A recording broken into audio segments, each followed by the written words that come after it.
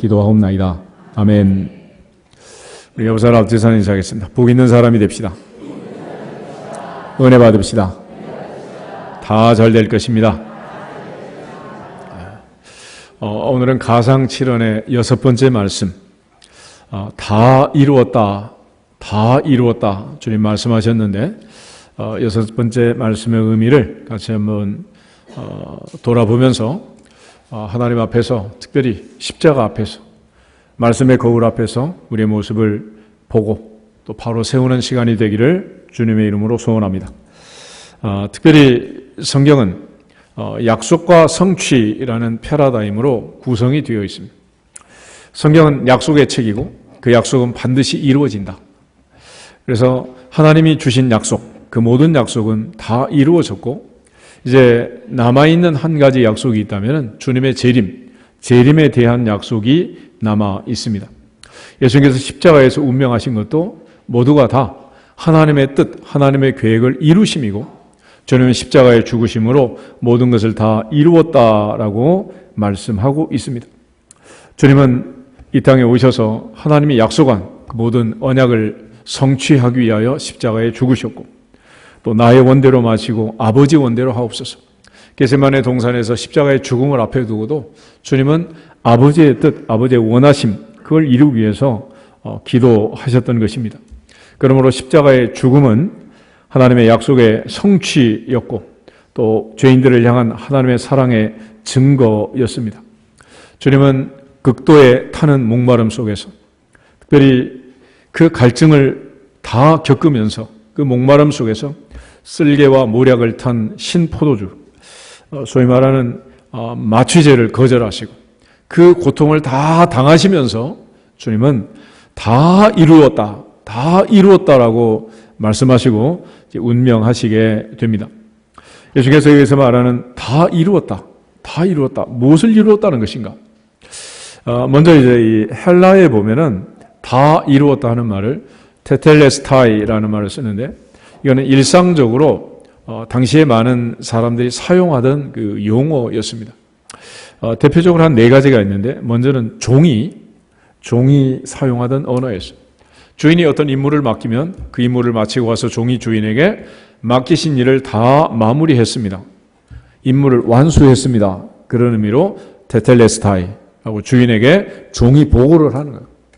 예수님이 이 땅에 종으로 오셨고 주님은 으뜸이 되고자 하는 자는 종이 되어야 한다라고 말씀했고 주님은 철저하게 자기의 뜻을 이루기 위해서 사신 것이 아니고 아버지의 뜻을 이루기 위해서 십자가에서 순종을 넘어 복종하시면서 주님은 십자가에서 사명을 마무리하시고 종으로서의 임무를 완료하신 것입니다.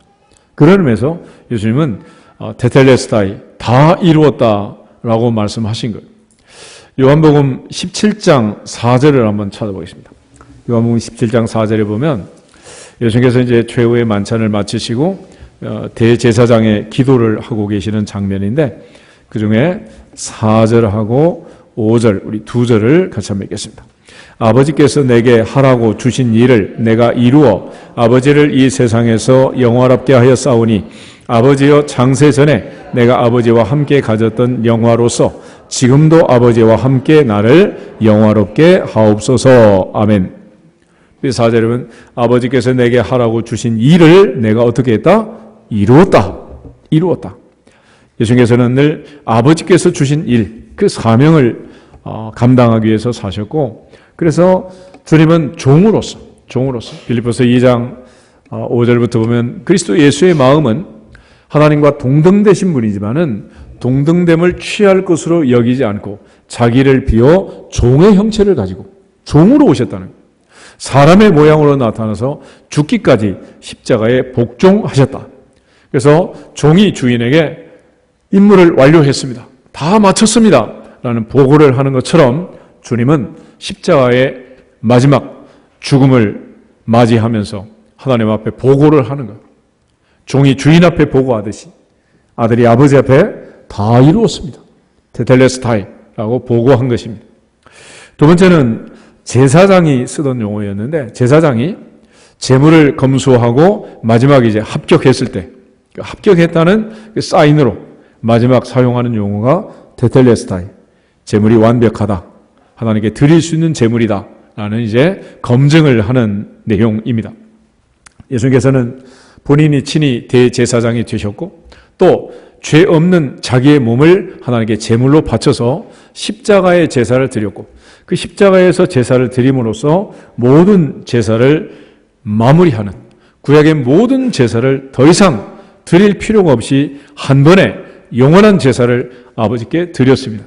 이처럼 주님은 완벽한 제물이었고 그는 죄를 알지도 못하고 죄와는 상관이 없는 분이었지만은 이제 주님이 그렇게 십자가에 죽으심으로써 대제사장이 제물을 검수해서 이거는 완벽한 제물이었습니다 라는 의미에서 하나님 앞에 이제 제사가 드려지고 이 제사로 인하여 더 이상 제사 드릴 일이 없어지게 되었습니다 라는 의미에서 테텔레스타이 이렇게 보고를 하는 것입니다. 우리 히브리서 9장을 한번 찾아보겠습니다. 히브리서 9장 11절에서 14절.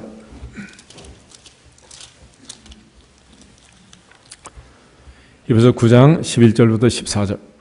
그리스도께서는 장래 좋은 일의 대제사장으로 오사 손으로 짓지 아니한 것 곧 이 창조에 속하지 아니한 더 크고 온전한 장막으로 말미암아 염소와 송아지의 피로 하지 아니하고 오직 자기의 피로 영원한 속죄를 이루사 단번에 성소에 들어가셨느니라. 염소와 황소의 피와 및 암송아지의 죄를 부정한 자에게 뿌려 그 육체를 정결하게 하여 거룩하게 하거든 하물며 영원하신 성령으로 말미암아 흠 없는 자기를 하나님께 드린 그리스도의 피가 어찌 너희 양심을 죽은 행실에서 깨끗하게 하고 살아계신 하나님을 섬기게 하지 못하겠느냐. 아멘. 그래서 예수님께서는 대제사장으로 자신을 제물로 삼아 하나님 앞에 완전한 제사를 드렸고 그 제사를 드림으로써 어린 양의 피, 그리스도 예수의 피로 우리 모두를 살려주신 것입니다. 베드로전서 1장 18절, 19절 두 절을 한 번 더 보겠습니다. 그래서 다음에 야고보서 있고 그 다음에 베드로전서가 있습니다. 베드로전서 1장 18절, 19절 두 절을 봅니다. 너희가 알거니와 너희 조상이 물려준 헛된 행실에서 대속함을 받은 것은 은이나 금같이 없어질 것으로 된 것이 아니요 오직 흠없고 점없는 어린 양 같은 그리스도의 보배로운 피로 된 것이니라. 아멘. 이렇게 해서 예수께서는 세상 죄를 지고 가는 하나님의 어린 양으로 십자가에 피 흘려 돌아가심으로써 하나님 앞에 흠없는 제물로 무죄한 그분이, 죄를 알지도 못하신 그분이 우리 모두의 죄를 위하여 완벽한 제물로 하나님께 바쳐진 것입니다. 그런 의미에서 이 제물은 완벽했습니다. 흠이 없고 하나님이 받으실 만한 완벽한 제물입니다. 라는 의미에서 예수님께서는 십자가의 제사로 모든 제사를 완성하시고 다 이루었다.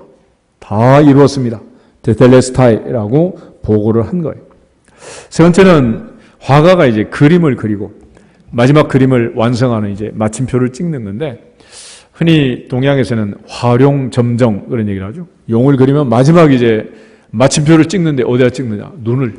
용의 눈을 딱 그리면 이제 끝나는 이제 활용점정이라는 건데 결국 예수님께서 십자가의 죽으심으로 십자가에서 모든 일을 마무리하심으로써 마침표를 찍는 것입니다.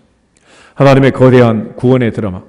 인간이 태초에 하나님의 명령에 불순종해서 선악과를 먹고 가시와 엉겅퀴가 있는 이 고단한 세상에 쫓겨났는데 이 인류를 구원할 수 있는 하나님의 거대한 구원의 드라마, 아름다운 구원 계획을 주님은 십자가에서 피 흘려 죽으심으로써 마침표를 찍고 온 인류가 구원을 받을 수 있는 하나님의 구원 계획을 완성하신 것입니다.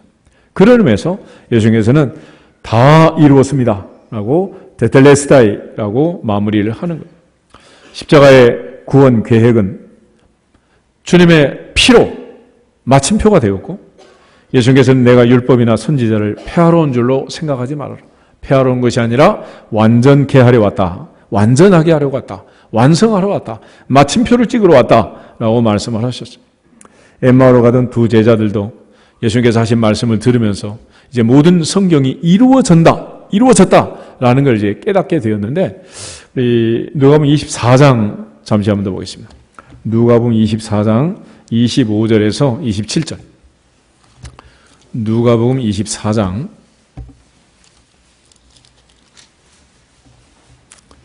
25절부터 27절 말씀. 예수님께서 엠마오의 제자들에게 성경을 가르치시면서 말씀하신 내용입니다. 같이 읽겠습니다. 이르시되 미련하고 선지자들이 말한 모든 것을 마음에 더디 믿는 자들이여, 그리스도가 이런 고난을 받고 자기의 영광에 들어가야 할 것이 아니냐 하시고, 이에 모세와 모든 선지자의 글로 시작하여 모든 성경에 쓴 바 자기에 관한 것을 자세히 설명하시니라. 아멘. 모세와 선지자들의 모든 이야기의 마지막은 그리스도의 고난이다. 그 고난이 마침표다. 그 고난이 마지막 활용점정이다 라는 걸 예수님께서 엠마오의 제자들에게 다시 설명해 주신 것입니다. 마지막 이제 그 상인들이 쓰던 용어인데, 상인들이 거래를 하잖아요. 거래. 그리고 주고받고 하면 마지막에 이제 처리하는 게 있죠. 여러분 가게에서 오늘날도 마찬가지 물건 사고 뭐 현찰을 주는 카드를 주는 마지막에 뭐 주든가? 뭐 받아? 영수증. 필요 없어요. 주지 마세요. 그런 사람 많은데. 영수증이 굉장히 중요한 거예요. 그러니까 돈 거래가 끝났다는 거지. 매매가 완성이 되고 마무리됐다. 마지막 증거로 영수증을 받는 거 아니겠어요? 영수증. 그러니까 영수증이 얼마나 중요하잖아요. 그러니까 십자가는 쉽게 말하면 영수증이다. 무슨 영수증이냐? 그러면 하나님께서 잃어버린 하나님의 백성들을 피로 값주고 사신 거예요. 그 값을 주고 샀다는 증거가 바로 영수증인데, 그 영수증이 십자가의 죽음이다 라는 것입니다. 우리가 흔히 이제 구원이라는 말 대신에 구속이라는 말입니다. 구속. 이사야 43장 1절에도 내가 너를 구속하였고 내가 너를 지명하여 불렀나니 너는 내 것이다. 이럴 때 이 구속이라는 말은 구원이라는 말과 달리 노예 시장에서 노예의 몸값을 지불하고 노예를 사는 행위를 구속이라고 합니다. 구속. 예수님께서는 은 30이 팔려갔잖아요. 당시에 한 사람의 몸값이 은 30이야. 그러니까 한 사람 한 사람 주님이 그 몸값을 지불하시고 우리를 사신 거죠. 원래는 하나님이 만드셨기 때문에 하나님이 만드신 모든 것은 하나님의 것이라. 전능하사 천지를 만드신 하나님 아버지를 믿습니다. 그런데 거기 하나에 빠진 게 있어요. 하나님 아버지는 어떤 분이냐? 전능하사 천지를 만드시고 지금도 소유권을 갖고 계신 하나님 아버지를 믿습니다. 그래야 되는데 우리는 뭐 내가 주인이라고 소유권 논쟁을 너무 많이 하잖아. 그렇지만 아무것도 아닌 거야. 우리는 아무리 주인이라 그래도 주인이 아닌 거예요. 이사야는 토지는 하나님의 것이다. 사고 팔 수 없다라고 말했어요. 토지만 하나님의 것이 아니라 이 세상에 있는 모든 생명체는 주인이 누구다? 하나님이 주인이야. 그래서 참새 한 마리 떨어지는 것도 최종적으로 누가 결제하신다? 하나님이 결제하는. 하물며 천하보다 귀한 사람의 생명이 내 것이냔 말이에요. 소유주는 누구다? 전능하신 하나님 아버지. 그분이 소유. 그러므로 나의 생명이든 너의 생명이든 우리 모두의 생명은, 우리 모두의 주인은 전능하사 천지를 만드신 피로 값주고 우리를 사신 아버지 하나님인 것을 믿습니다. 그런 의미에서 예수님께서는 수납을 확인하고 마지막 상인이 영수증을 주는 것처럼 이제 십자가의 보혈로 우리의 죄값을 지불하시고 그 결과 우리를 하나님의 자녀 삼아 주신 거예요. 고린도서 6장 19절에도 너희는 너희의 것이 아니라 값으로 산 것이 되었으니 그런즉 너희 몸으로 하나님께 영광을 돌리라 그랬습니다. 예수님의 피값으로 우리를 사신 거예요. 고린도서 7장 23절에도 너희는 값으로 사신 것이니 사람들의 종이 되지 말라라고 말씀합니다. 특별히 사도행전 20장 28절에 보면 교회도 피로 값주고 사신 교회라고 말합니다. 주님의 피, 그 피가 한 사람 한 사람 죄인들을 억만 죄악에서 구속하시고 하나님의 자녀로 값주고 사신 것이고, 또한 하나님께서 그리스도를 머리로 우리를 그 몸의 지체로 만드신 이 교회도 주님의 피값으로 사서 우리에게 맡겨주신 줄로 믿습니다. 이처럼 마지막 상인이 모든 것을 거래를 마치고 마지막에 영수증 처리하는 것처럼 십자가는 하나님께서 우리를 구속하시고 하나님의 자녀 삼으셨고 주님이 그리스도의 피값으로, 자기의 피값으로 우리를 위하여 대가를 지불하시고 우리를 사셨다는 증거, 마지막 영수증이라는 의미에서 테텔레스타이, 다 이루었습니다. 이제 거래 끝났습니다. 이제 억만죄악에서 하나님의 백성들을, 자녀들을 다 값주고 샀습니다. 마무리했습니다. 라는 의미에서 테텔레스타이라고 보고를 하는 거예요. 그러므로 주님은 이 땅에 종으로서 오셔서 아버지의 명령에 순종했고 임무를 완성했습니다. 그는 친히 대제사장으로 자기의 몸을 제물로 하나님께 바쳐서 모든 것을 다 이루신 것입니다. 또 하나님의 거대한 구원의 계획, 구원의 드라마, 창세기 3장부터 시작된 인류의 타락을 마지막 만왕의 왕이요 만주의 주 되신 그분이 십자가의 죽으심으로 십자가에서 인류 구원의 길을 여시고 휘장 가운데 새로운 길을 여시고 지성소로 나올 수 있는 하나님의 자녀의 권세를 가지고 오늘도 예배드릴 수 있는 이 놀라운 은혜를 베풀어 주신 줄로 믿습니다. 특별히 그리스도의 피값은 우리의 몸을 구속하신, 우리의 몸값을 지불하신 마지막 대가였고 그 결과 영수증을 받는 것처럼 주님의 십자가는 우리의 구원에 대한 마지막 확실한 증거이고 우리에 대한 하나님의 사랑을 확증한 영수증인 것을 믿고 또 믿어지기를 주님의 이름으로 축복합니다. 그런데 이제 우리가 또 하나 이 가상칠안의 6번째 말씀을 통해서 기억할 것은 첫째는 약속과 성취라는 이 중요한 패러다임으로 이제 봐야 되지만은 또 하나는 소명과 사명이라는 관계 속에서 우리가 보셔야 돼요. 하나님께서 우리를 부르시는 것을 소명이라고 합니다. 부르심, 영어로는 콜링 그러죠. 콜링. 하나님께서 우리를 부르실 때는 사실은 어떤 기준을 가지고 부르지 않고 우리가 생각할 때는 어떻게 저런 사람을 부르시나라고 생각할 정도로 시시하고 못나고 약하고 어리석은 사람들을 부를 때가 많단 말이에요. 그러나 일단 하나님이 부르실 때는 그냥 부르는 게 아니고 왜 부르셨어요? 그냥 불렀다. 그런 거는 없어. 모세야, 모세야, 사울아, 사울아. 부를 때는 그 다음에 왜 불렀습니까? 너는 이 일을 해야 한다라고 사명을 주는 거예요. 사명. 그러니까 소명은 그냥 소명이 아니라 소명 다음에 사명이 있기 때문에 누구든지 부름을 받아서 사명을 맡은 자에게 구할 것은 뭐다? 충성. 그랬어요. 충성. 그러니까 우리가 하나님 앞에서 부름을 받고 하나님의 자녀가 되고 또한 직분을 맡아서 하나님 앞에 충성해야 될 이 분명한 관계를 기억하셔야 됩니다. 예수님께서 이 땅에 오실 때 여러 가지 이제 그런 사명을 주시는데 아들을 낳으리니 이름을 예수라고 해라. 이는 그가 자기 백성을 저희 죄에서 구원할 자다. 그러니까 예수님의 사명은 뭐라는 거예요? 인류를 죄에서 구원할 그 사명을 가지고 예수님이 이 땅에 오셨고 이제 이 사명을 다 이뤘습니다. 라고 하나님 앞에 보고를 하는 거예요. 사울아 사울아 다메섹 도상에서 예수님께서 사울을 불렀습니다. 아나니아 선지자에게 가서 안수 좀 해줘라 그랬더니 아나니아가 반대합니다. 그 사람 아주 나쁜 사람입니다. 이 다메섹에 올 때도 예수님 믿는 사람들 다 잡아서 예루살렘에 끌고 가려고 대제사장의 체포영장을 가지고 온 사람인데 내가 거길 왜 갑니까? 그래서 주님 말씀하시기를 가라. 이 사람은 내가 이방인을 위하여 택한 나의 그릇이다. 나의 그릇이다. 사명이 있는 거예요. 사명. 그래서 바울은 주 예수께 받은 사명 곧 은혜의 복음을 증거하는 일을 마치려 하면은 내 생명을 조금도 귀하게 여긴다. 귀하게 여기지 않는다. 일사각오로 그는 주님의 사명을 위하여 살아간 거예요. 모세를 부를 때도 80의 모세를 떨기나무 불꽃 가운데 부르실 때 그냥 부른 거 아니에요. 애굽에 가서 신음하는 내 백성을 아브라함, 이삭, 야곱에게 약속한 그 약속의 땅으로 끌고 가라. 출애굽과 더불어서 가나안 입성까지 모세에게 사명을 주었어요. 그러나 모세는 출애굽은 했지만은 가나안에 데리고 들어가는 일은 마무리를 못했습니다. 뭐하다가? 성질내다가. 우리가 있는 것은 예수님처럼 마지막까지 사명을 어떻게 해야 된다? 다 이루어야 돼. 다 이루어야 돼. 다 이루어야 돼. 하나님 앞에서 주님이 받은 바 사명을 완수한 것처럼 하나님이 우리를 부르신 그 부르심에 합당하게 사명을 감당할 수 있기를 주의 이름으로 축복합니다.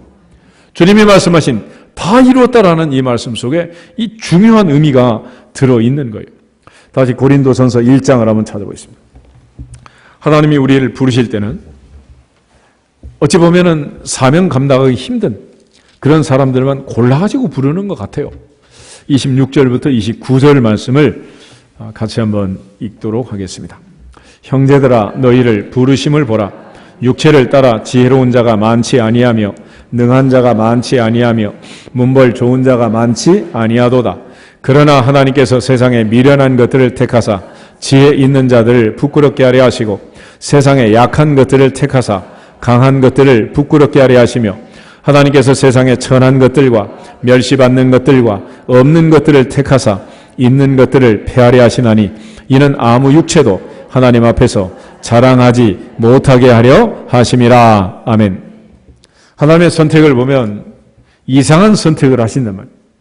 약한 자와 강한 자가 있으면 하나님은 약한 자를 선택하시고 미련한 자와 지혜로운 자가 있으면 미련한 자를 선택하시고 80의 모세를 선택하시고 40의 모세를 버리시고 하나님은 한 개인의 인생도 그렇고 서로 상대방을 비교했을 때도 우리의 기준과는 전혀 다른 기준으로 선택을 한다는 거예요.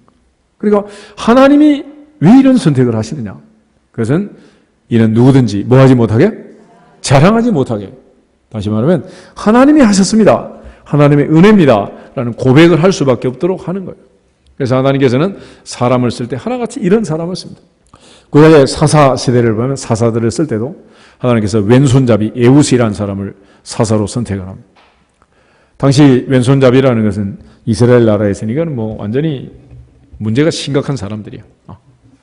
왼쪽은 항상 염소가 있고 우리말에도 오른쪽은 바른 쪽, 하나님도 항상 오른쪽에 하나님 보자 우편에 누구를 앉혔어요? 예수님을 앉혔잖아. 양과 염소를 구별할 때도 양은 오른쪽, 염소는 왼쪽. 좋아 안 좋아? 그런데 하나님께서 왼손잡이를 했어요. 왼손잡이. 다시 말하면 왼손잡이를 들어서 오른손잡이들을 부끄럽게 하는 거예요. 부끄럽게. 사사기 4장에 보면 여자 사사 드보라를 사용을 합니다. 그런데 왜 여자 사사 드보라를 썼느냐? 당시에 군대 장관이 바락이라는 사람인데 바락. 아주 바락을 해요. 그냥. 5살짜리가 유치원 가기 싫어서 때를 쓰는 것처럼 전쟁에 참전하라고 국방부 장관한테 명령을 내렸더니 드보라 여자 선지자에게 당신이 가면 내가 가고 당신이 안 가면 난 못 갑니다. 그래요. 아니 국방부 장관이 그 정도면 나머지 고추 달린 애들은 뭐야? 또 쪼다들이지 뭐. 그래서 하나님께서 여자를 들어서 남자들을 부끄럽게 하시는 거예요. 부끄럽게. 한국교회가 성장하는 데 있어서도 여자들의 역할이 얼마나 중요했는지 모릅니다. 여전도회. 종로에 가면 여전도 회관이 번듯하게 있잖아. 남전도 회관 없어요. 여자가 아니었으면 교회가 세워지지가 않아요. 교회가. 예수님의 사역도 보면 충성하고 봉사하고 섬기는 사람들이 전부 뭐야? 여자들이에요. 여자들. 특별히 교회 안에서는 이 여자의 역할이 얼마나 중요한지 모릅니다. 그래서 하나님께서 여자 선지자 드보라를 쓰신 거예요. 60만 3,550명이 출애굽했다고 그럴 때 여자는 숫자도 안 들어갔어요. 숫자도 안 셌어요.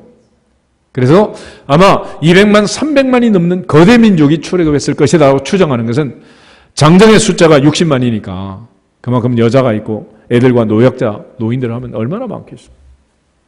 또 특별히 광야에서 예수님께서 오병이어의 기적을 행하시고 몇 명이 먹었다고? 몇 명이 먹었다고? 5,000명. 5,000명. 12광주를 거뒀다고 그랬잖아. 그 5,000명 속에 여자는 안 들어갔어요. 안 들어갔어요. 그러니까 여자는 자존감을 살리려면 반드시 오늘부터 밥값 내고 밥 먹도록. 그냥 먹으면 안 돼요. 지금 하나님께서 우리를 부르시고 사용할 때 그런 기돈이라는 사사는 어떤 사람? 12지파 중에 가장 작은 지파가 므낫세 지파였어요. 므낫세는 누구냐? 요셉의 큰아들인데 그것도 둘째와 야곱이 안수할 때 손을 X자로 어긋막 껴가지고 장자의 복을 에브라임에게 줘버리고 또 뺏긴 거예요. 그러니까 아들의 반열도 아니고 손자 반열에선 가장 작은 므낫세 지파. 그 므낫세 지파 중에서도 가장 작은 집에 가장 작은 아들 이 기돈이야. 근데 이 기돈을 통해서 300용사라 그러지만 실제로는 하나님이 가장 작고 약한 자를 들어서 미디안의 메뚜기 떼보다 더 많은 군사를 이기게 하신 거예요. 기돈이 하나님의 사명을 받고 군사를 부리니까 3만 2천 명이 왔습니다. 그런데 하나님께서 너무 많대. 아니 상대는 지금 메뚜기 떼처럼 많고 끝이 보이지 않는데 3만 2천 명이 많다는 거야. 돌려보내라. 그래서 일 있는 사람, 집에 꿀발 놓고 있는 사람, 뭐 일하다 온 사람, 뭐 가고 싶은 사람 다 가라. 그랬더니 2만 2천 명이 돌아가고 10,000명이 남았어요. 10,000명이 남았는데 하나님 말씀이 그래도 많대. 어쩌려고요? 개울에 가서 물을 먹여라 그랬어요. 물을 먹이는데 물 먹는 모양새가 둘로 나눠졌습니다. 한쪽은 엎어져 가지고 물을 마시고 한쪽은 물을 떠가지고 마셨다는 거예요. 보니까 물을 떠서 마신 사람들이 300명. 300명 데려가라. 하나님 그렇게 말씀하신 거예요. 어떤 사람은 그걸 물을 떠서 마셨으니까 사주 경계를 잘하고 눈치가 빠르고 그런 선택이 아니고 이거는 무조건 어느 쪽? 작은 쪽을 선택해요. 작은 쪽. 그래서 하나님이 300명 가지고 미디안의 군대를 물리쳤는데 300명이 한 일은 전쟁을 한 게 아니에요. 항아리하고 횃불 데리고 가서 대보름 횃불놀이 다시 횃불 돌리고 항아리 깨고 그냥 횃불놀이 한번 했더니 잠자던 미디안의 군대들이 일어나서 자기들끼리 막 싸움을 하는 거예요. 나중에 전리품만 거두가지고 왔습니다. 결국 하나님께서 약한 자를 들어서 강한 자를 부끄럽게 하시고 미련한 자를 들어서 지혜로운 자를 부끄럽게 하시고 세상에 없는 것 천한 것들을 들어서 있는 것 부한 것들을 부끄럽게 하시느니라. 광야에서 훌의 손자 우리 아들 부살엘에게 하나님이 지혜와 명철을 주셔서 복궤를 만들고 향단을 만들고 번제단을 만들고 모든 물두멍과 그릇들을 만들고 아무것도 없는 그 광야에서 어떻게 그런 걸 만들었나 몰라. 그래서 하나님께서는 머리가 좋은 애가 필요하면 지혜를 부어가지고 IQ를 180 만들어 쓰시더라고 막.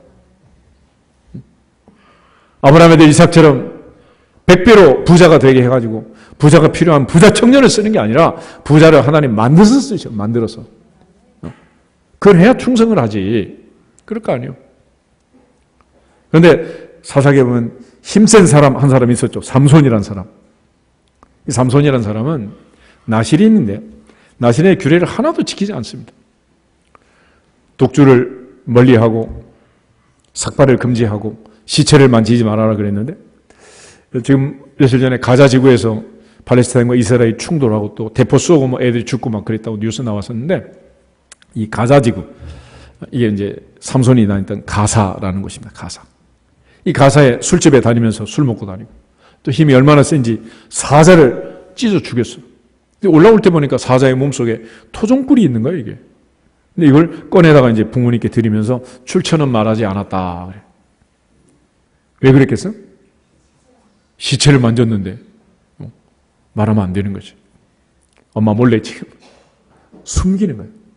나중에는 마지막에 이제 들릴라 미장원에 들락날락 하면서 컷에 가시고 이제 머리까지 자르고 완전히 그냥.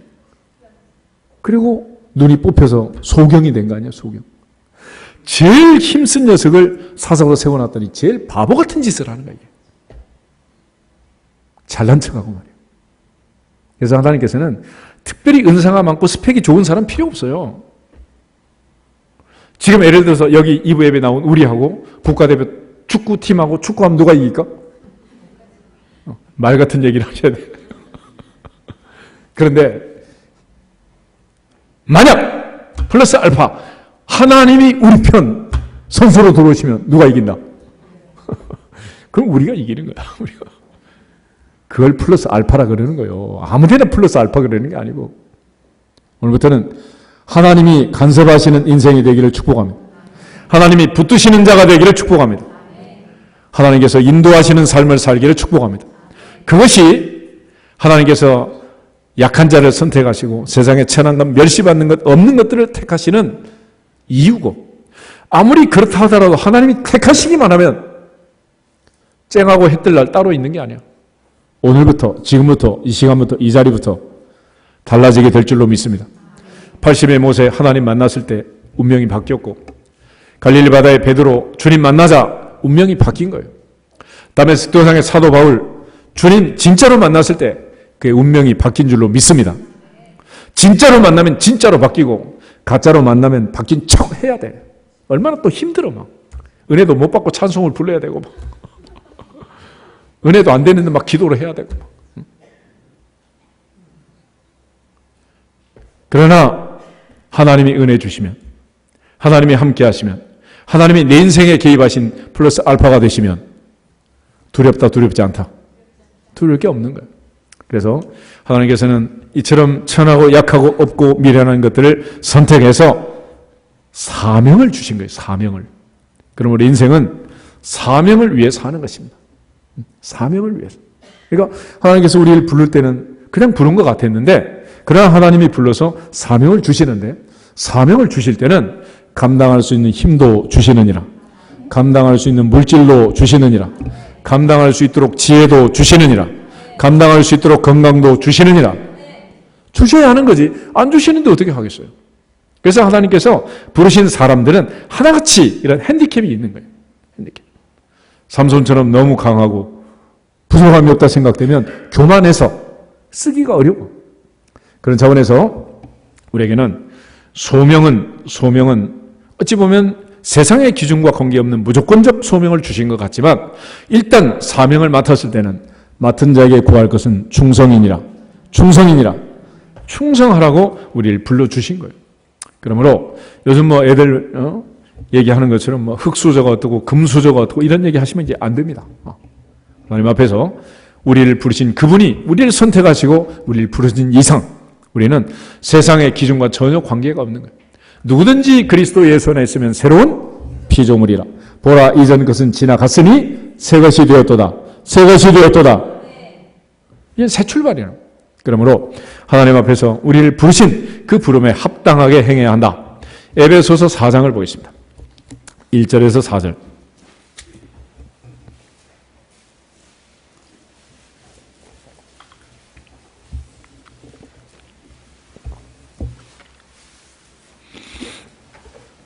에베소서 4장 1절부터 4절을 보겠습니다. 그러므로 주 안에서 갇힌 내가 너희를 구원하노니 너희가 부르심을 받은 일에 합당하게 행하여 모든 겸손과 온유로 하고 오래 참음으로 사랑 가운데서 서로 용납하고 평안에 매는 줄로 성령이 하나 되게 하신 것을 힘써 지키라. 몸이 하나요 성령도 한 분이시니 이와 같이 너희가 부르심의 한 소망 안에서 부르심을 받았느니라. 아멘. 이제 부르심을 받은 자들은 부르심을 받은 일에 사명에 합당한 행동을 하고 사명에 합당한 삶을 살아야 한다 그랬습니다. 그 첫째가 뭐냐? 2절. 모든 겸손과 온유로 해라. 겸손과 온유 그러면 생각나시는 분이 있지? 나는 마음이 온유하고 겸손하다. 다시 말하면 예수님을 생각해라. 그러니까 사명을 감당할 때는 누구처럼 하라는 거예요? 예수님처럼.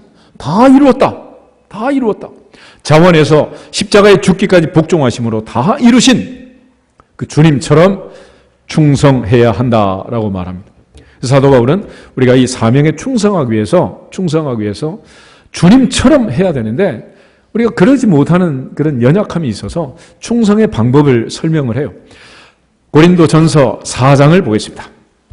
고린도전서 4장 1절부터 5절 말씀을 보시면 그리스도의 일꾼, 하나님의 일꾼, 하나님의 비밀을 맡은 자, 사명을 받은 자는 충성해야 되는데 충성을 위해서 어떻게 할 것이냐? 1절부터 5절을 보겠습니다. 사람이 마땅히 우리를 그리스도의 일꾼이요 하나님의 비밀을 맡은 자로 여길지어다. 그리고 맡은 자들에게 구할 것은 충성이니라. 너희에게나 다른 사람에게나 판단받는 것이 내게는 매우 작은 일이라. 나도 나를 판단하지 아니하노니 내가 자책할 아무것도 깨닫지 못하나 이로 말미암아 의롭다 하심을 얻지 못하노라. 다만 나를 심판하시리는 주시니라. 그러므로 때가 이르기 전 곧 주께서 오시기까지 아무것도 판단하지 말라. 그가 어둠에 감추인 것들을 드러내고 마음의 뜻을 나타내시리니 그때에 각 사람에게 하나님으로부터 칭찬이 있으리라. 아멘. 하나님의 비밀을 맡은 자, 하나님의 사명을 맡은 자, 하나님께서 부르셔서 사명을 맡기시고 일꾼으로 삼아주신, 비밀을 맡겨주신 맡은 자들은 충성해야 하느니라. 근데 첫 번째 주의사항은 너희에게나 다른 사람에게나 판단받는 것이 내게는 어떤 일이다? 매우 작은 일이다 그랬습니다. 사도행전 20장에 보면 사도 바울이 예루살렘으로 올라가는데 많은 사람들이 예언을 합니다. 이번 당신 가면 죽는다. 환난과 결박이 당신을 기다린다. 바울의 허리띠를 갖다가 손을 묶고 이 띠 임자는 이렇게 결박될 거다. 그렇지만 바울은 내가 가는 길에 환난과 결박이 나를 기다린다 하지만은 주 예수께 받은 사명, 곧 은혜의 복음을 증거하는 일을 마치려 하면은 내 생명을 조금도 귀하게 여기지 않는다 그랬습니다. 만약 바울이 자기를 향해 애언하는 그 사람들의 애언을, 사람들의 평가를, 사람들의 이야기를 대단히 큰 일로 생각했으면 올라가겠어요? 못 올라가겠어요? 그럼 거기 어디라고 거기로 올라가겠어요? 못 올라가는 거지. 그렇지만 바울은 그건 매우 작은 일로 여겼어요. 그리고 죽기를 각오하고 올라간 것입니다. 또 스스로 자책할 것이 없고 스스로 생각할 때 바울은 율법으로는 흠이 없는 사람이다. 그런 고백도 해요. 그러니까 하나님 앞에서 그는 완벽한 신앙생활을 했지만은 그거 가지고 내가 의롭다함을 받을 수 없다. 다만 나를 심판하실 분은 주님밖에 없느니라. 주님이 심판할 때까지 아무것도 판단하지 말지어다. 판단하지 말라는 거예요. 그러니까 오늘도 찬양대 찬양했지만 뭐 잘했니 못했니 우린 판단할 거 없어. 주님이 다 하시니까. 결국은 하나님이 하시는 거지 우리가 할 일은 아무것도 없어. 주님께 맡기라는 거예요. 그런데 이걸 맡기지 못하고 염려하면 어떻게 되느냐? 아무것도 할 수 없습니다. 여러분 그 마태복음 25장 한번 보시면은 5달란트, 2달란트, 1달란트 받은 사람 이야기가 나오죠. 그 중에 1달란트 받았던 사람. 이 사람은 땅에 심어두고 아무것도 일을 하지 않았습니다. 왜 그랬느냐? 두렵다 그래서 두렵다. 두려워서 못했다는 거예요. 그렇지만 우리가 하는 모든 일에 대해서 결과는 누구한테 맡겨라? 하나님께 맡기라는 거예요. 결과를 염려하면 할 수 있다 없다? 아무것도 못하는 거예요. 결과를 염려하면 아무것도 못하는 거예요. 아무것도. 할 수가 없죠. 어떤 사람은 뭐 누구는 5달란트, 누구는 2달란트 주고 나는 1달란트 주니까 성질 나서 삐졌다. 그런 사람도 있는데 1달란트 그렇게 삐질 그런 내용은 아니에요. 1달란트가 얼마냐? 6천 데나리온인데 마리아가 깨뜨렸던 옥합이 가룟 유다의 견적에 따르면 300데나리온, 300데나리온이면 한 데나리온 하루 품삯이거든요. 1년치 연봉이야. 주일 빼고 휴일 빼면 300데나리온 1년치 연봉인데 6천 데나리온 20년치를 한 번도 안 쓰고 한 푼도 안 쓰고 모으면 1달란트가 됩니다. 작지 않아요? 절대로 작은 게 아니야. 그죠? 또 여러분들이 뭐 대학 졸업 나가지고 회사 다니고 뭐 공무원하고 20년 딱 하면 젊은 청춘을 바쳐가지고 연금 받을 수 있는 횟수가 20년 아니야? 이 보통 적은 게 아니지. 거기다 이게 달란트일 때 그렇고 이게 금달란트가 15배가 뛴다 그랬지. 300년치. 300년치를 모아야 금 1달란트인데 그게 작아서 삐졌다고? 그건 말이 안 되는 거고. 왜 그랬느냐? 24절, 25절 두 절을 보겠습니다. 1달란트 받았던 자는 와서 이르되 주인이여 당신은 굳은 사람이라 심지 않은 데서 거두고 해치지 않은 데서 모으는 줄을 내가 알았으므로 두려워하여 나가서 당신의 달란트를 땅에 감추어 두었나이다. 보소서 당신의 것을 가지셨나이다. 25절 왜 그렇게 했다고? 두려워하여. 그래서 두려움의 반대는 믿음이고 믿음의 반대는 두려움이 되는 거예요. 하나님 앞에서 결과를 두려워하면 된다 안 된다? 아무것도 하지 못하는. 그러니까 우리가 흔히 기우라는 말 있잖아요. 기우. 길을 가면서 하늘이 무너지면 어떡할까? 땅이 꺼지면 어떡할까? 걱정이 태산 같아요. 이런 사람은 외출해서 한 발짝도 다닐 수가 없는 거예요. 그 걱정 때문에. 결국 결과는 하나님께 맡기고 사명을 감당해야지 두려우면 안 되는 거예요. 주 예수께 받은 사명 곧 은혜의 복음을 증거하는 일을 마치려 하면은 내 생명을 조금도 귀하게 여기지 않는다. 나는 두렵지 않다는 거예요. 그래서 마태복음 12장에도 몸은 죽여도 영혼을 죽이지 못하는 자들 두려워하지 말고 오직 몸과 영혼을 지옥에 능히 멸하시는 일을 두려워하라 말씀하신 거예요. 그래서 예수님께서도 이 땅에 오셨을 때 십자가의 죽음을 두려워하지 않았고 오직 아버지의 뜻, 아버지의 계획, 아버지께서 맡기신 사명, 인류 구원의 그 구원 계획을 성취하기 위해서 주님은 평생을 사신 거예요. 다시 요한복음 4장을 한번 찾아보겠습니다. 요한복음 4장에 보면 수가성 여인과 예수님이 대화하는 장면이 나오는데 예수님께서 수가성 여인과 대화하던 중에 이제 제자들이 마을에 가서 먹을 것을 사가지고 왔어요. 그런데 예수님께서 제자들이 이제 먹을 것을 드리면서 얘기하자 이상한 말씀을 하십니다. 31절부터 34절을 보겠습니다. 31절 그 사이에 제자들이 청하여 이르되 랍비여 잡수소서 이르시되 내게는 너희가 알지 못하는 먹을 양식이 있느니라. 제자들이 서로 말하되 누가 잡수실 것을 갖다 드렸는가 하니 예수께서 이르시되 나의 양식은 나를 보내신 이의 뜻을 행하며 그 일을 온전히 이루는 이것이니라. 아멘. 많은 사람들은 배가 고파서 하루 세 끼 양식을 찾지만 예수님의 양식은 그게 아니고 하루 세 번 다른 사람 밥 먹을 때 예수님 무슨 생각을 했다는 거예요? 아버지의 뜻, 아버지의 뜻, 하나님의 계획, 나를 보내신 그분의 뜻을 행하는 것, 그 일을 내가 온전히 이루어드리는 것, 이것이 내 양식이다. 이것이 내 사명이다. 라고 주님이 날마다 하루 밥 먹듯이 세 번씩 다짐을 하고 또 다짐을 했다는 거예요.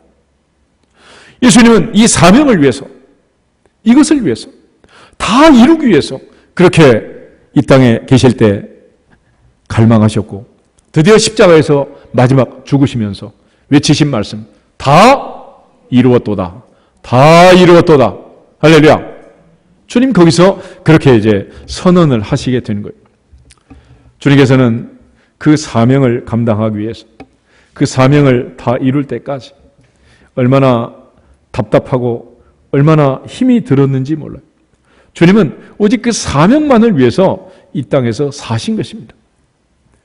그런데 오늘 우리는 무엇 때문에 갈망하고 무엇 때문에 힘들어하냔 말이에요.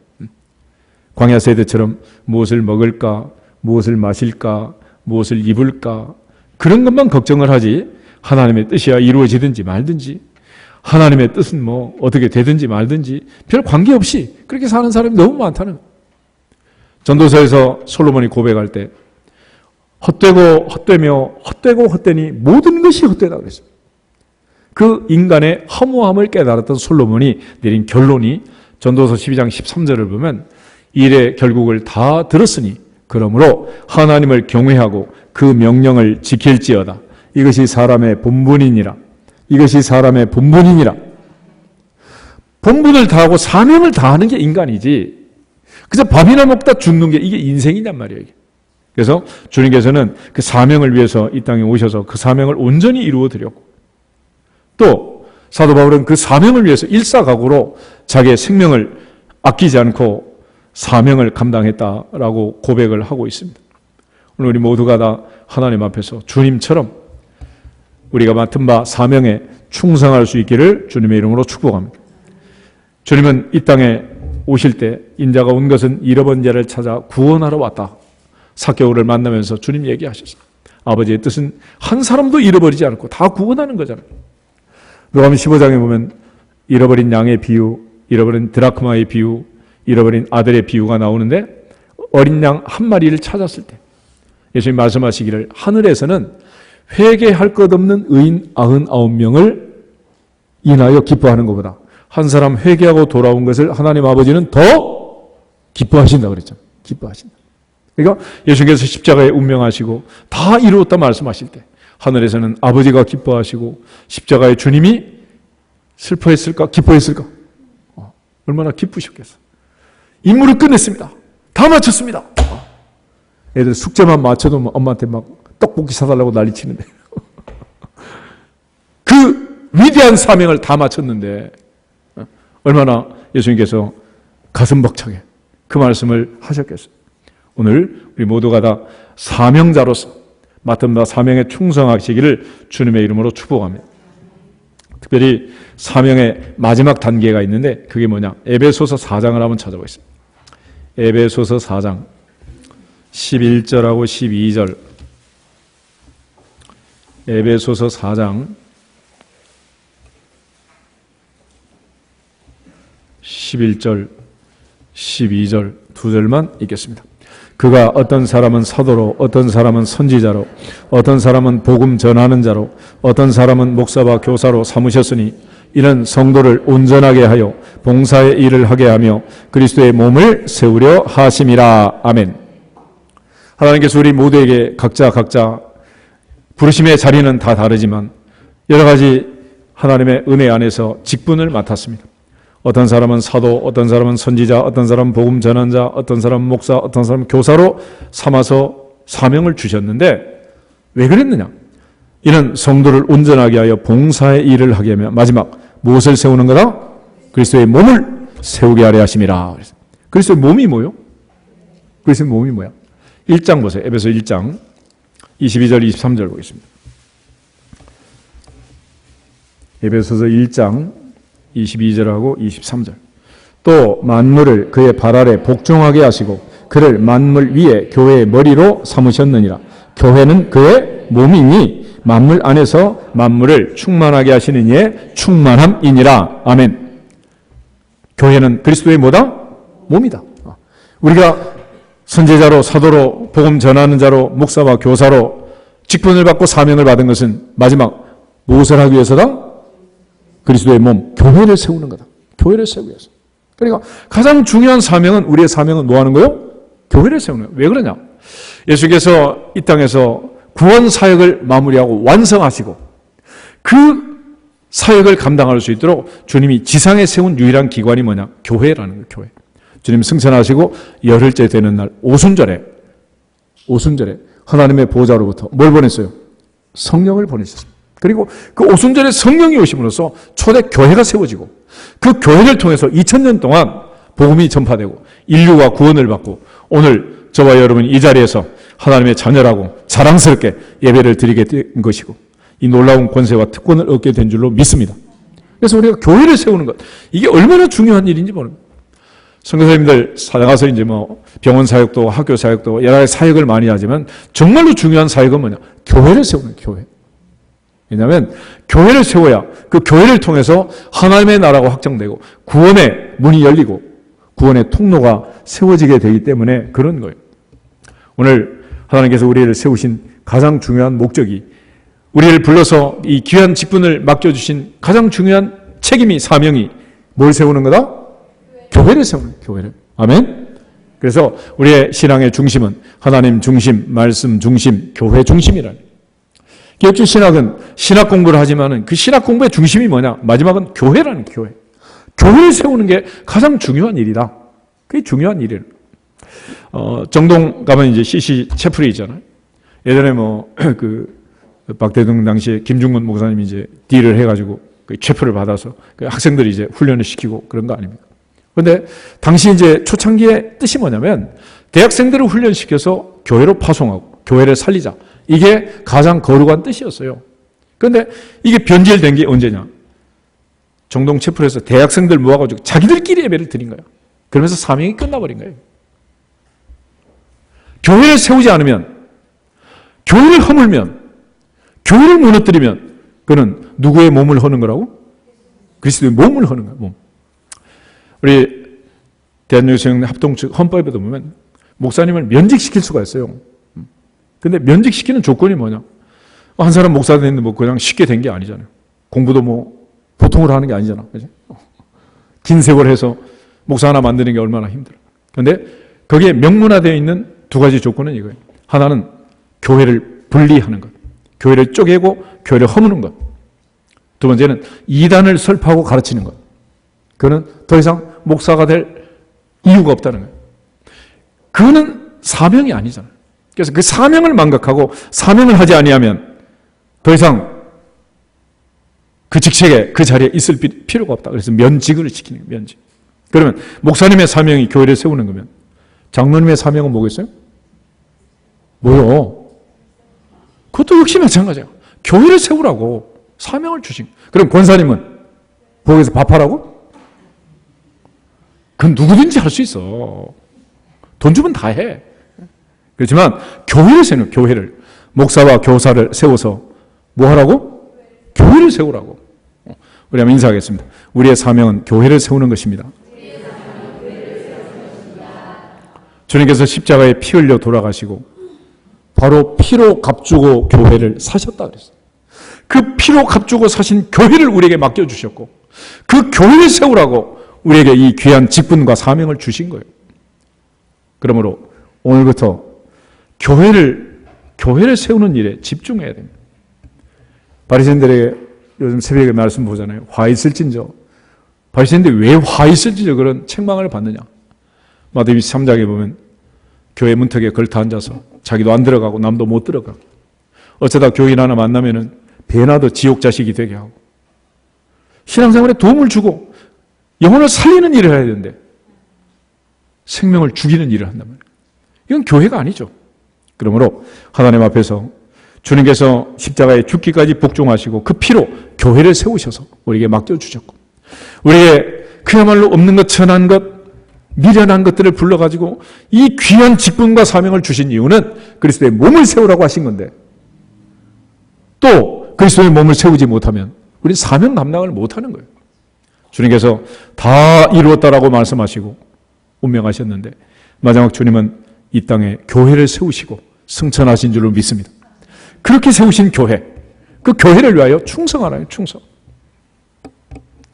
결과적으로 기독교는 이루심의 종교다. 내게 능력 주시는 자 안에서 내가 모든 것을 할 수 있느니라. 할 수 있거든이 무슨 말이냐? 믿는 자에게는 능히 하지 못할 일이 없느니라. 그러므로 하나님 없는 인생의 헛됨을 깨닫고 사람의 본분을 강조했던 솔로몬의 말씀처럼 다 이루었다 말씀하신 주님이 세우신 이 교회를 위하여 충성할 수 있기를 주님의 이름으로 축복합니다. 그것이 우리와 우리의 자녀들이 해야 할 일이고, 그것이 바로 대대로 우리가 교회 앞에 충성하고 또 평생 복을 받을 수 있는 조건이 되는 거예요.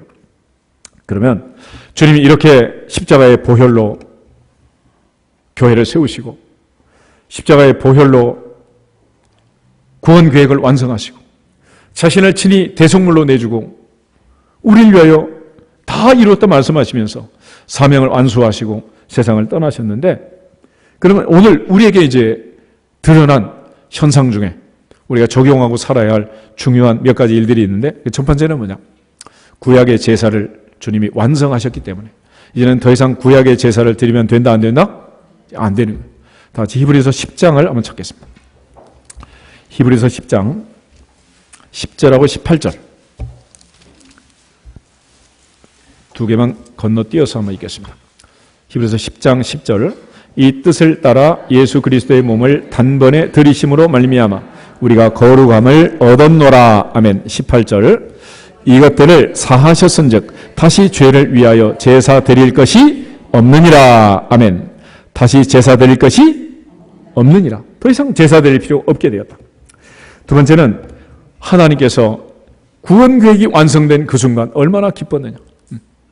잃어버린 한 마리 양을 찾는 것처럼, 하나의 드라크마를 찾는 것처럼, 죽었던 아들이 살아온 것처럼 탕자가 돌아왔을 때 아버지는 이렇게 말합니다. 이 내 아들은 죽었다가 다시 살아났으며 내가 잃었다가 다시 얻었노라 하니 그들이 즐거워하더라. 주님 십자가에 운명하시고 인류를 구원할 구원 계획이 완성이 되고 휘장이 찢어지고 지성소로 들어가는 길이 열렸을 때 하늘의 하나님 기뻤다 슬펐다. 얼마나 기쁘셨겠어.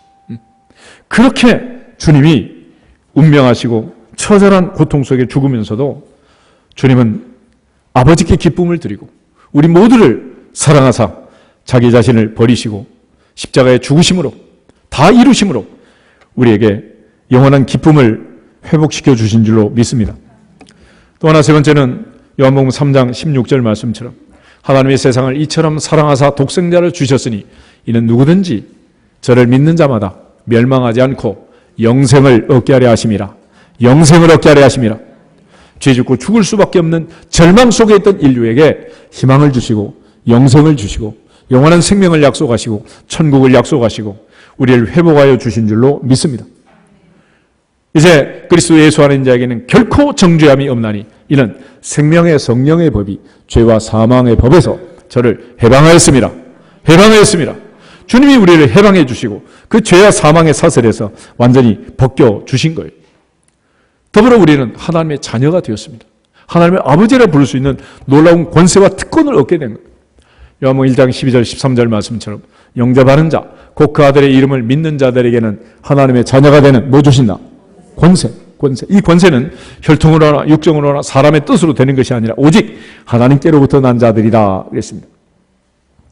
마지막 한 가지 더 기억할 것은 우리가 성수주의를 하셔야 됩니다. 성수주의. 구약을 보면 안식일을 지켰습니다. 출애굽기 20장에서는 천지창조의 기념일로 하나님께서 엿새 동안 일하시고 일곱째 날에 안식했다. 그러므로 안식일을 거룩하게 지킬지니라 그랬습니다. 근데 신명기 5장에 가면 이스라엘 백성들에게 모세가 40년 후에 다시 안식일을 지키라고 말할 때 너희가 애굽 땅 종되었던 집에서 하나님의 은혜로 구원을 받아 출애굽을 했다. 하나님이 구원해 주신 그 구원의 은혜를 생각하면서 안식일을 거룩하게 지킬지어다. 그래서 안식일은 천지창조의 기념일이고 동시에 또 출애굽의 기념일이 되는 거예요. 그런데 이제 주님이 부활하실 때 안식 후 몇째 날? 첫째 날 부활하셨는데 그 안식 후 첫째 날 부활하신 그걸 기념해서 오늘도 우리는 주일 예배를 드리는 것입니다. 그러니까 주일 예배를 드린다는 것은 전능하사 천지를 만드신 하나님 아버지를 믿습니다라고 고백만 하면서 주일을 빼먹으면 된다 안 된다? 그럼 안 되는 거예요. 나를 사랑하사 나를 위하여 자기 자신을 버리시고 하나님의 자녀의 권세를 주시고 주 예수를 믿으라 그리하면 너와 네 집이 구원을 얻으리라. 이 복음을 제시하면서 말씀을 믿는다면 반드시 주일을 지켜야 하느니라. 주일을 지켜야 돼. 또 예수께서 2000년 전에 죽음의 권세를 이고 부활하셨음을 진짜로 믿는다면 주일을 반드시 지켜야 하느니라. 그래서 부활 주일만 부활 주일이 아니고 모든 주일은 부활 기념일이다. 아멘. 그런 의미에서 오늘날 우리가 주일을 지키는 것은 천지창조의 기념일로, 출애굽의 기념일로, 부활의 기념일로 의미를 포함해서 계시의 점진적 발전에 따라 이 많은 의미를 가지고 하나님께 단을 쌓고 예배를 드리는 것입니다. 그러므로 주님 앞에 가는 그날까지 우리의 사명은 교회를 세우는 것이요, 우리의 책임은 주일을 성수하는 것이다. 할렐루야. 이 중요한 의미를 위해서 주님이 다 이루었다라고 말씀하시고 이제 다 이루어 놓으신 그 길에 우리가 더할 것은 있다 없다? 아무것도 없는 거예요. 그래서 우리의 구원은 행위로 이루어진 것이 아니고 하나님의 은혜로 되었느니라. 은혜로 되었느니라. 이제 구원받은 하나님의 자녀답게 우리에게 사명을 주시고 그 사명을 맡겨주셨으니 이제 맡은 자에게 구할 것은 충성이다. 충성하는 마음으로 우리 모두가 교회를 세우는 사명자가 되기를 축복합니다. 또 교회를 세우는 가장 중요한 일 중에 하나는 주일을 지키는 거예요. 주일. 그래서 교회는 모이면 교회고 흩어지면 전도하는. 그래서 모이지 않는 교회는 교회라고 할 수 없어요. 그래서 10장에 보면 그러므로 그날이 가까움을 볼수록 더욱 열심히 모이자 그랬죠. 모이자. 초대교회는 날마다 집에 있든지 성전에 있든지 떡을 떼고 기도하고 찬송하고 교제하고 매일같이 모였다 그러잖아요. 근데 이거를 이제 일주일에 몇 번 모이고 한 달에 몇 번 모이고 점점 늘어지고 이래가지고 이제 모이기를 피하면 결국은 뭐가 사라지는 거예요? 교회가 사라져요. 교회가. 그러므로 우리 모두가 다 하나님 앞에서 모이기를 힘쓰고 성수주의를 할 수 있기를 주님의 이름으로 축복합니다. 다시 한번 인사하고 기도하겠습니다. 교회를 세웁시다. 성수주의를 합시다.